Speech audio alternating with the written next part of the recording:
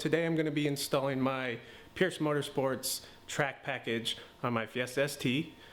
This package consists of the rear torsion bar, the upper strut brace, and the lower 4-point brace. I've decided to do the rear torsion bar first. I don't think the install order really matters. I've just read that this one's the easiest, so I'm going to go ahead and get the easiest out of the way first. As you can see, I have the car up on jack stands. And I did have to use a rubber mallet to get it just up in place in there, but it still is a very tight fit. So what I'm gonna do is I put a bolt on each side, and I'm just gonna crank them a couple times on each side, go back and forth, and I'm going to do that until it brings the bar up into place. Now I have the torsion bar in place. I tighten these bolts all the way on both sides, and now the torsion bar is in place. But what I'm going to do now is, they do require a locking nut, or sorry, a locking washer. So I'm going to unthread these bolts now. But the rear torsion bar, it's such a snug fit that it's not going anywhere. So I just use these bolts to pull it into place, make sure it's even.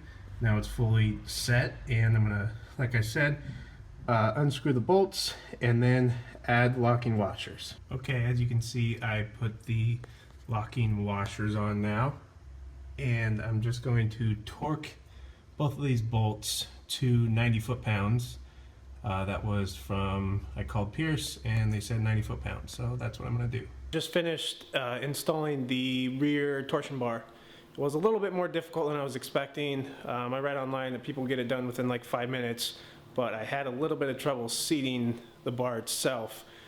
Getting it set was kind of difficult. It seemed like the holes didn't match up perfectly, but I just had to kind of go back and forth with the rubber mallet, get one bolt in, and then line it up again on the other side using the rubber mallet, and then eventually I got it in. So it probably took me about 20 minutes, but overall very easy, very straightforward, not difficult. One thing I wanted to point out about jacking up my car particularly, the ride height's pretty low, and this front splitter make it impossible to get a jack under, to get to the front cross member. I mean, even this low profile jack won't even remotely come close to fitting. So I do jack it up from factory jack points, and I got one of these off Amazon for 10 bucks or something, and it just helps protect those factory jacking points, because without it, this will most likely bend or wreck the jacking points. So just a little helpful tip. I wanted to show you guys this. So I'm currently running the Dead Hook Motorsports turbo kit, but I'm not using their race front mount. So with the race front mount, the blow-off valve is mounted right onto the intercooler itself, and since I'm not running that intercooler, I have my blow-off valve mounted on the charge pipe. And unfortunately, where it's located, it's right at the mounting point for the lower 4-point brace. So I don't think I'm going to be able to use this lower brace until I get a new intercooler and relocate the blow-off valve. So just a heads up for you guys that are running this same kit. You might be able to fit it, but just mocking it up, the bar is definitely touching the blow-off valve, and that's not even having it bolted in. So I think it would be putting a lot of pressure on the blow-off valve, and that's not a good idea. Now I'm going to move on to the upper strut brace. Here are the strut bolts right here, and as you can see, they're pretty much covered by this plastic cowl. So I am going to be removing this. It's not too difficult. It only takes, I don't know, I could probably have everything off within 15-20 minutes, so not a big deal. To remove this cowl, just start with removing the wiper blades, these little rubber caps, and then these are 15mm. A little trick to get these wipers off, I've seen people pulling on them and yanking on them, but basically if you put pressure after this, before this flex point right here, put pressure down, and then you can just lift up the back. Then remove the headlights. I just use a T30 bit.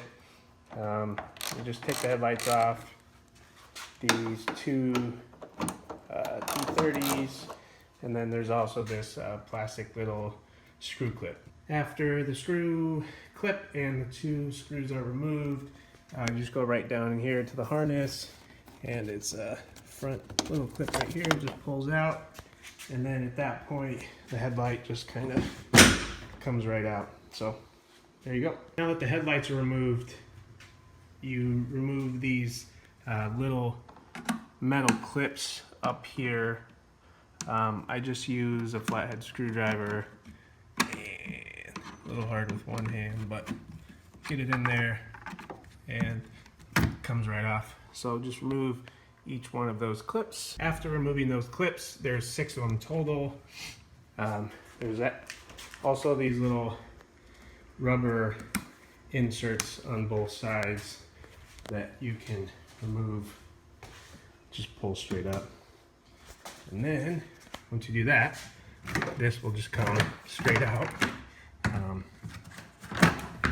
Just might pull it up a little bit. And there you go.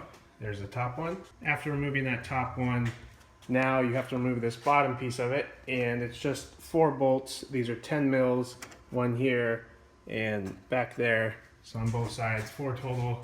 Just like the upper piece, once you have the bolts removed, it just pulls right out, no problem. So there you have it, cow's removed. Now we have access to the strut bolts that we need.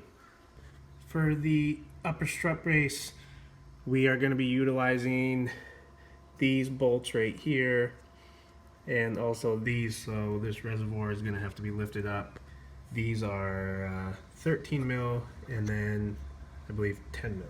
I found that dealing with the side with the reservoir is a little more difficult, so I put this side on first.